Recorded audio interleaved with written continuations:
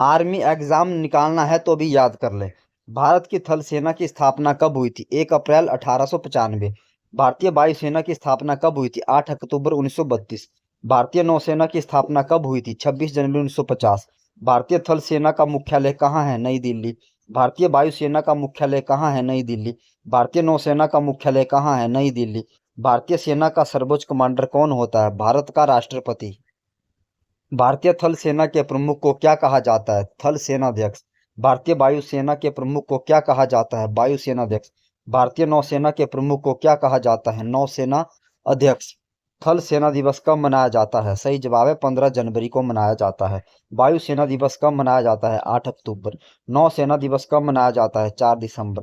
भारतीय थल सेना का नारा क्या है? सेवा परमो धर्म। भारतीय वायुसेना का नारा क्या है? नभ सप्रीसम दीप्तम।